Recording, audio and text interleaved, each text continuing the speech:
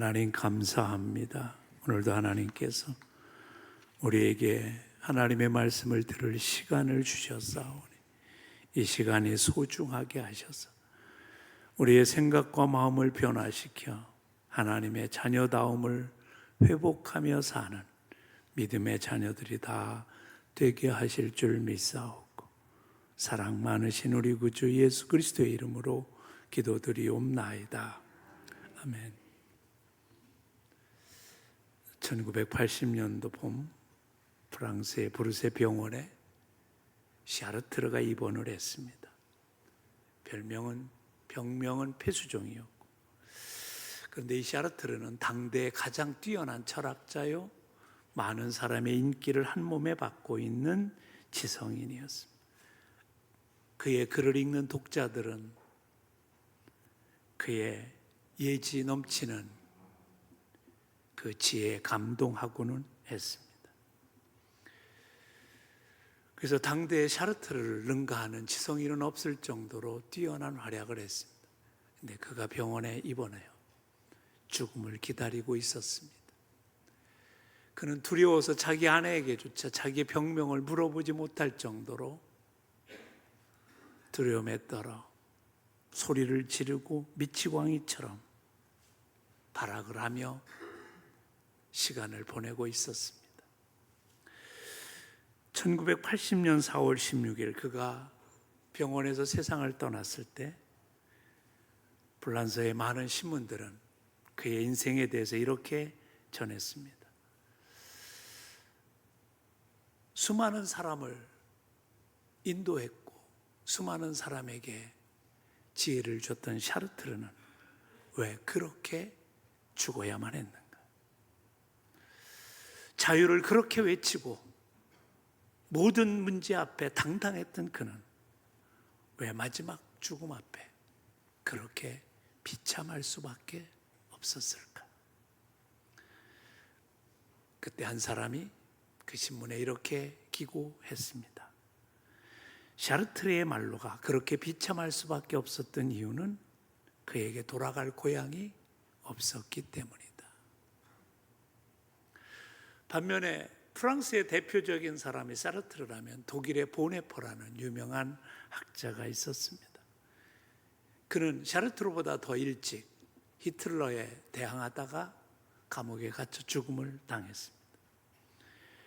그가 마지막 죽는 날 간수가 찾아와 감방문을 열고 그를 불렀을 때 보네포는 미소를 지으면서 감방에 있는 동료들에게 이렇게 얘기했다고 합니다. 형제 여러분, 나에게 죽음이 다가왔네요. 그러나 이제 기억하십시오. 이것은 끝이 아니라 이것은 시작입니다. 우리 주님께서 나를 위해 예비하신 집으로 나는 갈 텐데 이제 우리 거기서 다시 만납시다. 그의 걸어가는 모습은 자신감에 차 있었고 기쁨과 평안이 있음을 보고 많은 교도소의 동료들이 은혜를 경험했다고 합니다. 샤르트르와 보네포는 당대 최고의 지성인이었는데 그들의 마지막은 왜 이런 차이가 있었을까요? 이유는 하나입니다. 한 사람은 하나님을 믿었고 한 사람은 하나님을 믿지 못했습니다. 한 사람은 금생의 일에만 관심이 있었고 그리고 한 사람은 내생에 관심을 갖고 있었기 때문입니다. 그럼 우리는 어떨까요? 뜻밖에도 한국 사람들이 세계 많은 사람들보다 내생에 대한 관심이 없다고 합니다. 기독교 문화를 바탕으로 하고 있는 서구에서는 보통 사람들에게 물어보면 통계로 80% 이상의 사람들이 내생에 관심이 있다고 대답을 한다고 하죠. 그리고 많게는 90%에 가깝습니다. 나라마다 차별이 있지만. 그런데 놀랍게도 한국에서 갤럽 조사에 의하면 놀라운 결과가 나왔습니다. 믿음을 가지고 있다는 기독교인을 대상으로 조사를 했는데 내 세대에 관심이 있다고 대답한 사람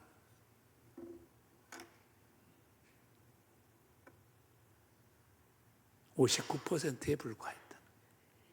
41%의 그리스도인들이 나 내 생은 생각도 못하고 있다. 오늘의 삶에 급급하고 있다. 그렇게 대답했다는 것. 믿지 않는 사람들조차도 어떻게 대답했냐면 그들은 무려 66%가 내 생을 생각하지 못한다고 얘기를 했다는 겁니다. 사회학자는, 종교사회학자는 이 이유를 두 가지로 설명하는 걸 봤습니다. 하나는 뭐냐? 우리나라의 문화체계가 유교적 문화고, 유교는 현실에 가까운 현실주의에 입각하기 때문에 미래에 대한 생각을 하지 못하게 되어 있다는 거죠. 그래서 우리나라 말에 쉬운 말이 있습니다. 먹고 사는 문제가 급한데 뭘 나중까지 생각하냐. 오늘의 삶에 급급한 삶을 살아가기 때문에 내 생을 생각하지 않는다는 거죠. 그래서 여러분 한번 여러분을 테스트해 보십시오. 내 주변에 사람이 죽었습니다. 그러면 그 사람이 나와 얼마나 관계가 있는가부터 따집니다. 그리고 우리는 체면이 나옵니다. 관계가 가까우면 문상을 가고 관계가 멀면 문상을 가지 않습니다.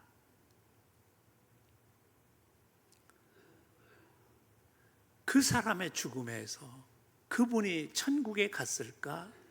그분이 정말 영적인 구원을 받고 갔을까에 대한 관심이 별로 없습니다. 그 사람이 죽음이 내 호주머니에 어떤 이득이 있는가?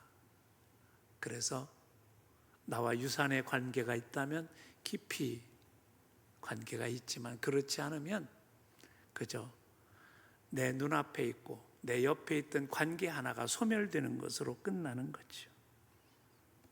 이게 오늘날 우리들의 의식 구조라고 합니다. 그래서 다른 사람이 죽든 말든 거기에 대한 깊은 관심이 없습니다. 젊은이들 사이에 한때 유행했던 냉혹한 조크가 하나 있다고 합니다. 그게 뭐냐면 내가 죽으면 국보의 손실이지만 당신이 죽으면 환경 정리이다. 그런 표현이 있다는 거예요. 얼마나 물질주의 가치에 묻혀있는 우리의 생각의 현실, 그걸 보여주는 거죠. 그래서 가만히 보면 영혼에 대한 관심, 그 사람이 천국에 갔을까에 대한 관심보다는 그저 하나의 물질로서 소멸된 것으로 생각하는 의식이 우리 안에 있다는. 그래서 이 사회 조류에 따라 사회도 그리고 심지어는 교회도 거기에 편승하는 경우가 많다는 거죠. 여러분, 교회 안에서도 대부분 설교가 금생에서의 위로와 금생에서의 축복과 금생에서의 형통을 얘기합니다. 그러면 그 설교는 인기 있는 설교가 됩니다. 그런데 천국과 지옥에 관한, 내생에 관한 설교는 별로 좋아하지 않습니다. 갤럽에서 기독교인을 대상으로 조사했는데 당신은 내생에 대한 설교를 듣고 싶은가? 프로테지가 놀랍게도 1.5%에 불과했습니다. 다 현재의 위로와 현재의 축복과 현재의 치유에 대한 설교들이 퍼센트를 수십 퍼센트씩 차지하고 있었다는 거죠. 근데 여러분 이거 아십니까?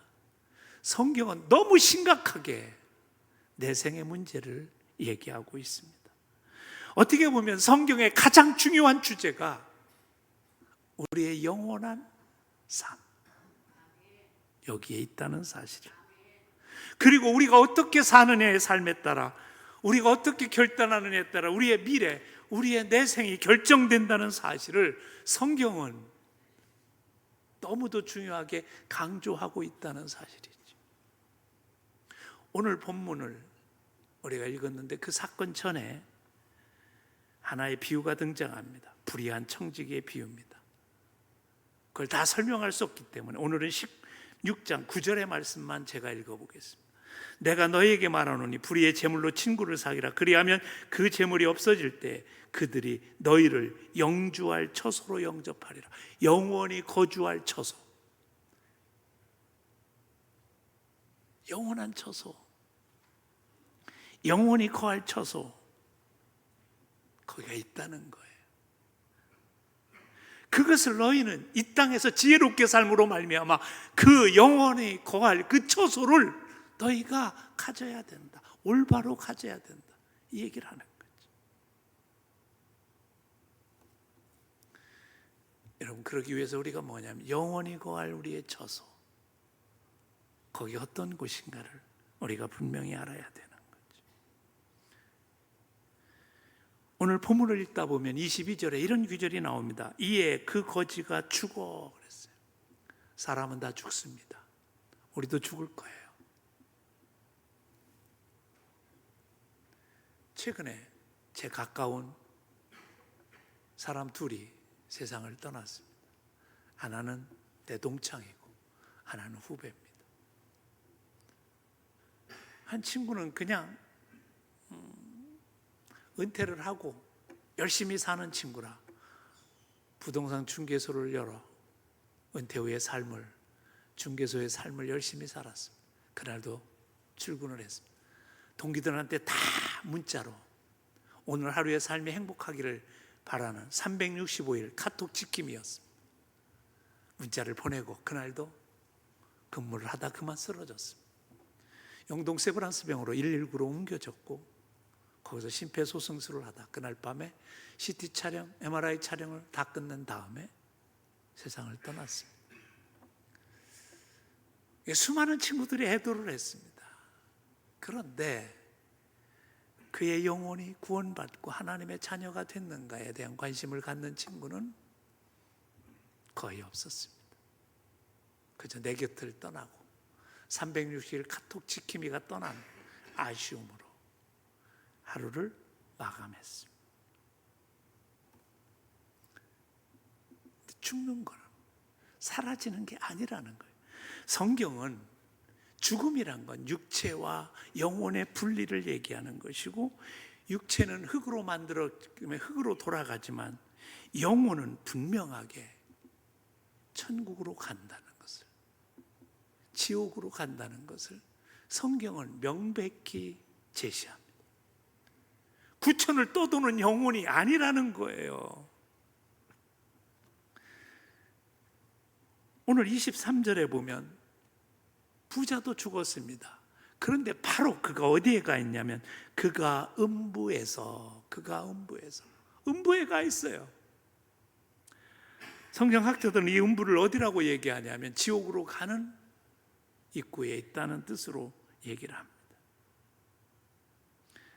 즉각적으로 음부에 갔다. 반면에 또 한 사람이 있습니다. 거지 나사로는 어디에 갔어요? 아브라함의 품에 안겼다. 그렇게 표현합니다. 마태복음 8장 11절에 보면 로마의 백부장의 믿음이 등장합니다. 예수님에게 종의 병을 고쳐달라고 부탁하러 왔는데 예수님이 가서 고쳐주려고 하자 예수님, 저희 집에까지 갈 필요도 없습니다. 말씀만 하시면 내 종이 낫겠나이다.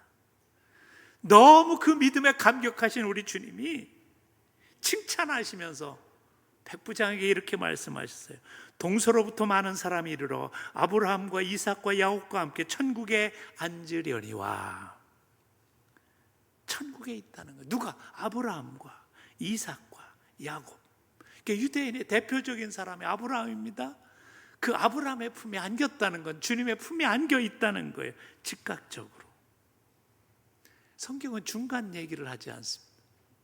캐톨릭에서는 천국과 지옥으로 가는 중간에 음부가 있고 림보가 있고 그곳에서 상당한 시간을 보낸다고 얘기를 합니다. 성경은 그렇게 얘기하지 않습니다. 즉각적으로. 우리가 죽으면 여러분 즉각적으로 우리는 어디요? 천국과 지옥에 가 있을 것입니다. 이걸 알아야 된다는 거예요. 대기가 아닙니다. 그래서 중요한 게 우리의 죽음의 길에 섰을 때 우리가 결단하는 게 중요하다는 거예요.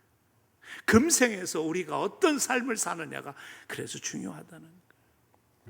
그러면 한 가지 또 의미를 듭니다. 그러면 우리의 의식은, 이 땅에서 느끼는 이 의식은 살아있을까 하는 거죠. 23절에 보면 이렇습니다. 그가 음부에서 고통 중에 눈을 들어 멀리 아브라함과 그의 품에 있는 나사로를 보고 그럽니다. 봤다는 건 뭐예요? 자각했다는, 깨달았다는, 뭔가 알았다는 거죠. 그가 음부에서 누굴 봤냐면 아브라함 품에 천국에 있는 나사로를 본 거예요. 근데 거기에 재미난 말이 하나 있습니다. 이게 재미났다고 표현할 수는 없지만 음부 중에서 고통 중에라는 표현이 있어요. 고통을 당하고 있다는 거예요. 아픔이 있다는 거죠. 24절에 보면 이렇게 또 표현합니다.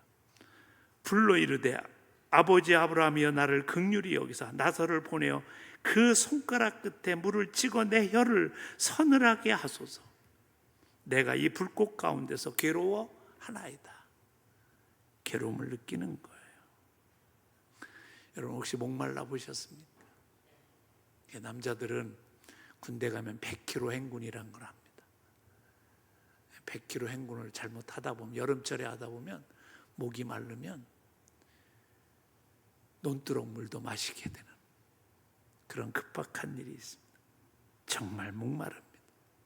얼마나 목이 말랐든지 이 부자가 나사로를 보러 보니까, 나사로는 자기가 그래도 집 앞에 있을 때 지나가다가 물 한 것도 떠다 주고 아마 밥그릇, 네? 쌀도 좀 주고 밥도 주고 했던 경험이 있을 거예요. 그러니까 나에게 좀 신세를 졌으니까 나사로를 좀 보내서 내게 물을 좀 한 방울이라도. 자기는 몇 그릇 줬겠지 평생. 근데 그 고통이 얼마나 컸으면 그런 얘기를 하겠는가. 여러분 가만히 생각해 보세요. 우리가 꿈을 꿀 때, 악몽을 꿀 때가 있어요. 막 밤에 막 뭐에 쫓기고 막 악마에 쫓기고 막 사자에 쫓기고, 이렇게 세상에 살다 보면요 꿈은, 악몽을 몇 번은 꾸게 돼 있거든. 그때 이렇게 악 소리 지르고 깨고 나서 무슨 생각이에요? 꿈이었네. 그럼 얼마나 다행이야. 근데 그게 아니라니까. 여기는 그 고통이 계속되는 것이라는 거예요. 그 아픔이 계속되는 것이에요. 왜 성경이 이걸 묘사해요? 너희는 그렇게 그런 곳에 가서 살지 말아야 된다는 거예요. 그걸 강조하는 거예요. 근데 반대로 나사로에겐 뭐예요? 25절에 보면 아브라함이 이르되 예 너는 살았을 때 좋은 것을 받았고 나사로는 고난을 받았으니 이것을 기억하라. 이제 그는 여기서 위로를 받고. 이런 위로라는 것도 뭐예요? 느끼는 거예요. 경험하는 거예요.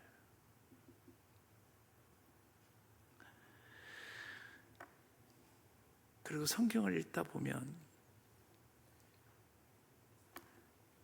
마태복음 8장 11절에 귀절이 아브라함과 이삭과 야곱과 함께 천국에 앉으려니와 라고 표현되어 있어요. 그런데 이 표현을 다른 사본은 이렇게 기록합니다. 천국에 기대어 누우려니와, 천국에 앉으려니와를 누우려니와 그래요. 이게 무슨 거냐면 유대 사람들에게서 가장 위로가 되는 자세는 자기를 신뢰하는 부모, 자기를 돌보는 스승, 자기의 가장 믿음이 가는 사람에게 기대어 그 가슴에 품에 안겨 있는 것을 문자적으로 표현합니다. 그러니까 나사로가 아브라함의 품에 안겨 있다는 얘기는 자기의 모든 삶을 맡기고 아브라함의 품에서 위로를 받고 위로를 느끼고 있다는 거예요.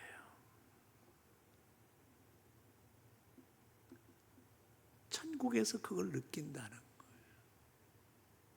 그래서 중요한 건 이거예요. 우리의 오늘에 느끼는 이 의식이 그곳에서도 폐기되는 것이 아니라 우리 사후에서도 우리의 의식이 살아서 느끼게 된다는 것. 지옥의 고통도 그리고 천국의 위로도 경험할 수밖에 없는 사건이라는 것. 그래서 레오나르도 다빈치가 아주 유명한 말을 했습니다. 잘 보낸 하루가 평안한 잠을 가져다 준다면 잘 보낸 인생이 우리의 편안한 죽음을 가져온다. 그래서 중요한 게 뭐예요? 우리가 금생에서의 삶을 어떻게 살아가느냐, 이게 중요하다는 거죠. 세 번째로, 천국과 지옥은 영원한 세계의 두 가지 구조입니다.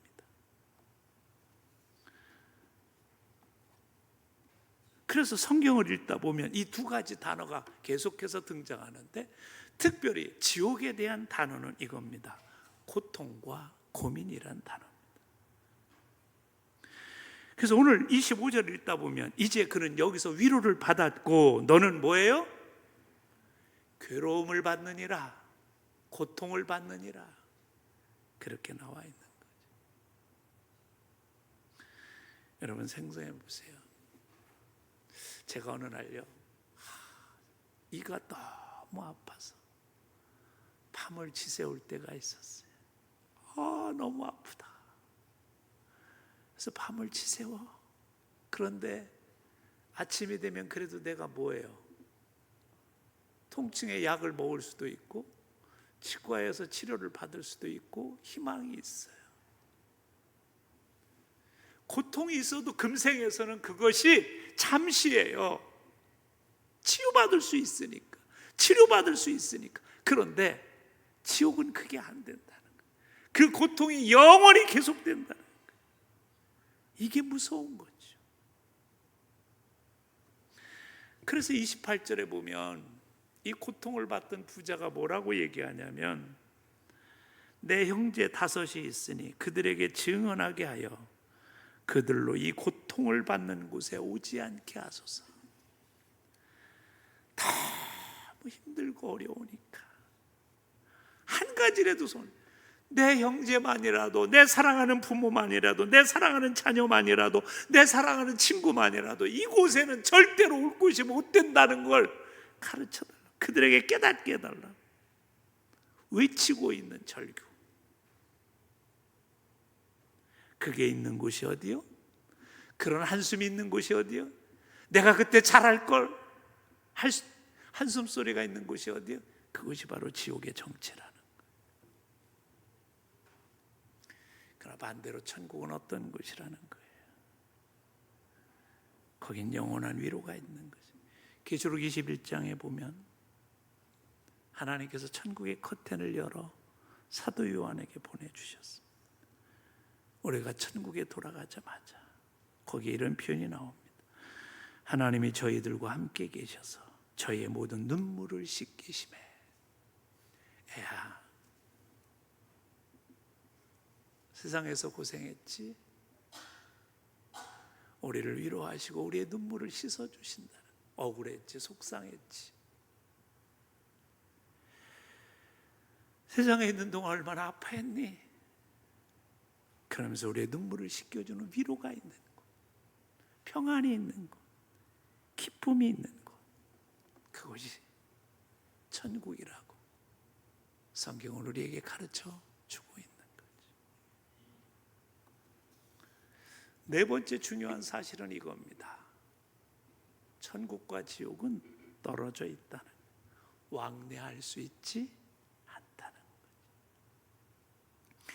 26절에 보면 이렇게 요구하는 부자에게 아브라함이 대답합니다.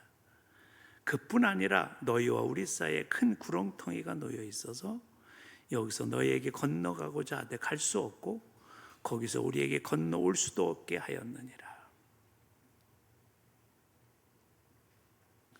천국과 지옥은 어떤 방법으로 해서 그 스탠스를, 위치를 옮길 수 있는 곳이 아니라, 이 말이 무슨 얘기예요? 금생에 있을 때 우리의 삶을 통해서 결정된 것을 바꿀 수 없다는 거예요. 그래서 오늘이 중요한 거예요. 우리의 삶이 언제 끝날지 몰라요. 제가 가끔 그런 얘기를 합니다. 올 때는 주민등록증 순서대로 왔지만 갈 때는 주민등록증 순서대로 가지 못한. 제 친구들이 사진을 올렸더라고요. 7월 11일 날 산행했던 산지. 거기에 죽은 그 친구가 당당하게, 위풍당당하게 서 있습니다. 죽을 줄 알았을까요? 몰랐지. 그게 인간입니다. 그게 우리의 모습입니다. 그래서 중요한 게 이 순간이 중요한 거예요. 내일 일은 난 몰라요. 하루하루 살아요. 왜 그런 고백을 하는지 아세요? 오늘을 하나님 앞에 바로 살아야 우리의 미래가 결정된다. 금생과 내생이 결정된다. 22절에 보면 믿는 자의 죽음에 대해서 이렇게 설명합니다. 이에 그 거지가 죽어 천사들에게 받들려 아브라함의 품에 들어가고, 천사들이 나사로를 불렀어. 죽은 이 거지 우리 불렀어. 여러분 생각해 보세요. 저는 가끔 그런 얘기를 합니다. 우리가 죽을 때요, 왜 샤르트르가 그렇게 발악했을까? 주님을 못 봤거든요.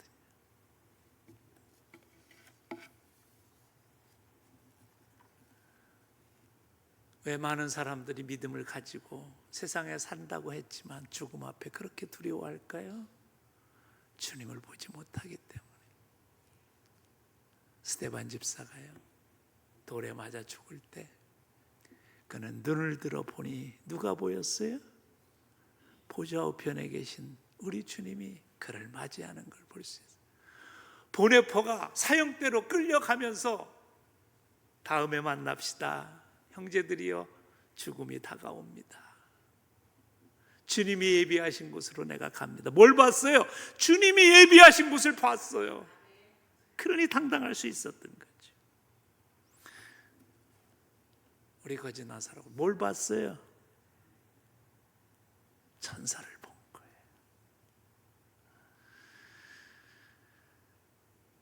그래서 중요한 게 뭐예요? 죽음의 순간을 맞이할 때 우리가 구원받은 하나님의 자녀로 살아가느냐, 이게 중요한 거예요. 사랑하는 성도 여러분, 그렇다면 이제 남은 게 하나 있어요. 뭘까요? 딱 한 가지. 천국과 지옥은 무엇으로 결정될까 하는 거예요. 어떻게 해서 어떤 사람은 천국에 가고 어떤 사람은 지옥에 가는가? 부자라 지옥 갔을까요? 거지라 천국 갔을까요?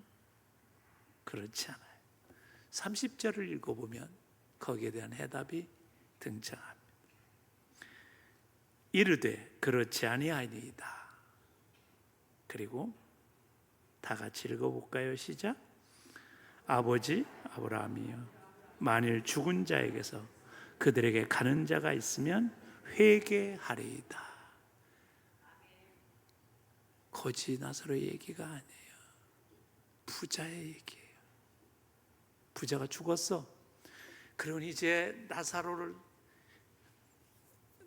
아브라함에게 부탁을 합니다. 제발 저 나사로가 살려줘서, 저 나사로가 우리 집에 가면, 자기 살려달라고는 못해.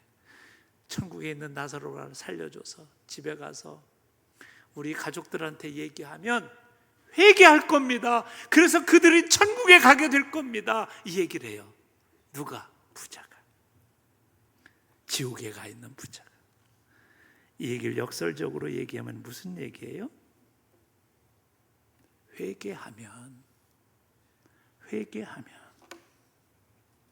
지옥에 가서 뒤늦게 후회하는 게 아니라 회개하면, 어디에서요? 이 땅에서. 회개는 방향의 전환입니다. 죄로부터 돌이키는, 교만으로부터 돌이는 거예요. 자기 생각으로부터 하나님께로 돌이키는 거예요. 내 삶을 전환시키는 결단이 없다면 천국에 갈 수 없다는 거예요. 회개하지 않았기 때문에.